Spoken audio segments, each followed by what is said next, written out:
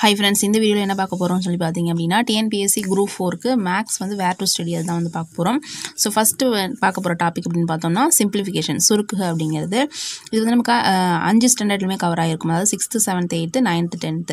ஓகேவா 6ல பார்த்தோம் அப்படினா டர்ம் 3ல சாப்டர் 1 பின்னங்கள் அப்படிங்கற தலைப்புல கொடுத்திருப்பாங்க. சோ சாப்டர் 1 னா 1.1 1.2 அந்த மாதிரி கொடுத்திருப்பாங்க புத்தகத்துல. சோ சாப்டர் 1 ஃபுல்லாவே வந்து கவர் ஆகும்.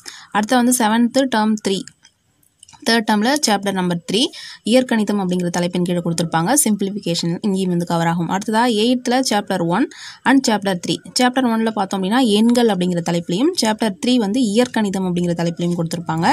அடுத்ததா 9ஆம் வகுப்புல பார்த்தோம் அப்படினா chapter number 2 தலைப்பு வந்து பார்த்தோம் அப்படினா மெய்யெண்கள் அப்படிங்கற தலைப்பின் கீழ கொடுத்திருப்பாங்க. அடுத்ததா 10ஆம் வகுப்புல சாப்டர் நம்பர் 3 இயற்கணிதம் அப்படிங்கற தலைப்புல கொடுத்திருப்பாங்க. சோ இந்த 5 ஸ்டாண்டர்ட்லயுமே நமக்கு சுருக்குக சிம்பிளிஃபிகேஷன் அப்படிங்கிறது கவர் ஆகும். ஓகேவா சோ முன்னமே சொன்ன மாதிரி தான் 1 அப்படினா 1.1 1.2 அந்த மாதிரி இருக்கும். சோ 3 அப்படினா 3.1 3.2 அந்த மாதிரி கொடுத்திருப்பாங்க. அதையுமே நீங்க வந்து பாத்துக்கணும். அடுத்ததா இரண்டாவது டாபிக் பார்த்தோம் அப்படினா பெர்சன்டேஜ் சதவீதம் அப்படிங்கிறது 2 ஸ்டாண்டர்ட்ல கவர் ஆகும். 7th and 8th 7th chapter number 2 தலைப்பு வந்து பார்த்தோம் அப்படினா சதவீதமும் தனி வட்டியும் அப்படிங்கற தலைப்புல கொடுத்திருப்பாங்க.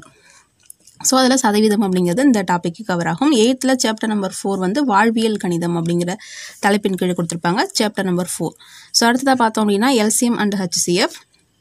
இது வந்து 8th 9th 10th 3 ஸ்டாண்டர்ட்லயே வந்து கொடுத்திருப்பாங்க. 8th சாப்டர் நம்பர் 7 தலைப்பு பெயர் வந்து பார்த்தோம் அப்படினா தகவல் செயலாக்கம் அப்படினு கொடுத்திருப்பாங்க. 9ஆம் வகுப்புல சாப்டர் நம்பர் 3 இயற்கணிதம் அப்படிங்கற தலைப்பிலையும் 10ஆம் வகுப்புல சாப்டர் நம்பர் 3 இயற்கணிதம் அப்படிங்கற தலைப்பிலையும் கொடுத்திருப்பாங்க.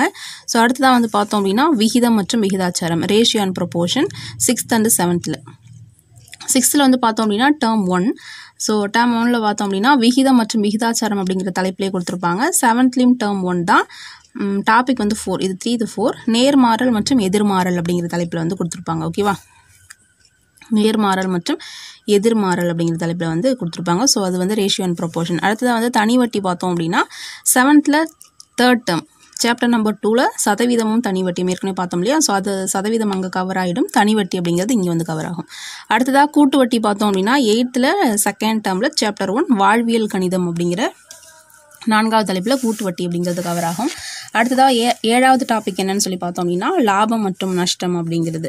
சோ இது வந்து 6 7 8 3 ஸ்டாண்டர்ட்லயே கொடுத்திருப்பாங்க. 6ஆம் வகுப்புல பார்த்தோம் அப்படினா 2nd termல சாப்டர் நம்பர் 3 தலைப்பின் பெயர் லாப நட்டம் பட்டியல் லாபம் மற்றும் நஷ்டம் அப்படினு கொடுத்திருப்பாங்க. 7th ஸ்டாண்டர்ட்ல டர்ம் நம்பர் 3rd termல சாப்டர் நம்பர் 2 சதவீதமும் தனி வட்டியும் அதுல வந்து கவர் ஆகும். அடுத்ததா 8ஆம் வகுப்புல சாப்டர் நம்பர் 4 வாழ்வியல் கணிதம் அப்படிங்கற தலைப்பின் கீழ கொடுத்திருப்பாங்க. லாபம் மற்றும் நஷ்ட கணக்குகள் அப்படிங்கிறது. அடுத்ததா மென்சுரேஷன் டாபிக்ல 2D வந்து பார்த்தோம் அப்படினா 6th 7thல நமக்கு வந்து கவர் ஆகும். 6th ஸ்டாண்டர்ட்ல 3rd termல சாப்டர் நம்பர் 3 சுற்றளவு மற்றும் பரப்பளவு அப்படிங்கற தலைப்பின் கீழ வந்து இது ரிலேட்டடான சம்ஸ் வந்து கொடுத்திருப்பாங்க. அடுத்ததா 7ஆம் வகுப்புல ஃபர்ஸ்ட் டர்ம்ல வந்து சாப்டர் நம்பர் 2 அளவைகள் அப்படிங்கற தலைப்புல 2D வந்து கவர் ஆகும். அடுத்ததா 2nd termல சாப்டர் நம்பர் 2ல அளவைகள் அப்படிங்கற தலைப்புல கொடுத்திருப்பாங்க. 7thல 2 termல வந்து 2D அப்படிங்கிறதும் 6thல 3rd termலயும் கவர் ஆகும். அடுத்ததா 3D அப்படிங்கிறது வால்யூம் அப்படின்னு சொல்லக்கூடியது 8th 10thல வந்து கவர் ஆகும். 8th ஸ்டாண்டர்ட்ல 2nd சாப்டர் நம்பர் 2 அளவைகள் அதேதான் 3D கவர் ஆகும். அடுத்ததா 8thல சாப்டர் நம்பர் 7 தகவல் செயலாக்கம் அப்படிங்கிற தலைப்புல வந்து இது ரிலேட்டடான சம்ஸ் வந்து கொடுத்திருப்பாங்க. ஃபார்முலா எல்லாமே. அடுத்ததா 10th ஸ்டாண்டர்ட்ல சாப்டர் நம்பர் 7 மென்சுரேஷன் அப்படிங்கிற தலைப்பிலே வந்து கொடுத்திருப்பாங்க. சோ 8th 10thல வந்து 3D அப்படிங்கிறது கவர் ஆகும். 2D அப்படிங்கிறது 6th 7thல கவர் ஆகும். அடுத்ததா வந்து பார்த்தோம் அப்படினா நேரம் மற்றும் வேலை அப்படிங்கிறது 7th and 8thல வந்து கவர் ஆகும். 7th ஸ்டாண்டர்ட்ல பார்த்தோம் அப்படினா முதல் பருவம் டர்ம் 1ல சாப்டர் நம்பர் 4 நேர் மற்றும் எதிர் விகிதங்கள் அப்படிங்கிற தலைப்பிலையும் 8ஆம் வகுப்புல வந்து சாப்டர் நம்பர் 4 அதாவது 4.5 வரைக்கும் வாழ்வியல் கணிதம் அப்படிங்கிற தலைப்பிலையும் நேரம் மற்றும் வேலை டைம் அண்ட் ஒர்க்னு சொல்லக்கூடியது கவர் ஆகும்.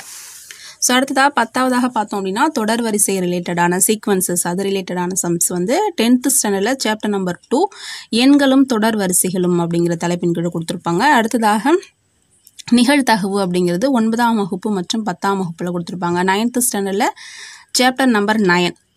சோ இந்த சாப்டர் நம்பர் 9ல நிகழ்தகவு ரிலேட்டடான சம்ஸ் வந்து கொடுத்திருப்பாங்க. 10ஆம் வகுப்புல சாப்டர் நம்பர் 8ல வந்து புள்ளியியலும் நிகழ்தகவும் அப்படின தலைப்பின் கீழ கொடுத்திருக்க கணக்குகள் எல்லாமே நிகழ்தகவு தொடர்பானது. அடுத்ததாக ஸ்டாட்டிஸ்டிக் அப்படினு சொல்லக்கூடிய புள்ளியியல் பார்த்தோம் அப்படினா 6th 7th 8th 9th 10th 5 ஸ்டாண்டர்ட்லயே உங்களுக்கு வந்து கவர் ஆகும். 6th ஸ்டாண்டர்டில் டேர்ம் 1 ஃபஸ்ட் டேர்மில் சாப்டர் நம்பர் 5 புள்ளியியல், 7th ஸ்டாண்டர்ட்லேயும் 3rd டேர்மில் சாப்டர் நம்பர் 5 புள்ளியியல் அப்படிங்கிற தலைப்பில் தான் கொடுத்துருக்காங்க. அடுத்ததாக 8ஆம் வகுப்பில் சாப்டர் நம்பர் 4 வாழ்வியல் கணிதம், அதில் வந்து கொடுத்துருப்பாங்க புள்ளியியல் ரிலேட்டடான கணக்குகள் எல்லாமே.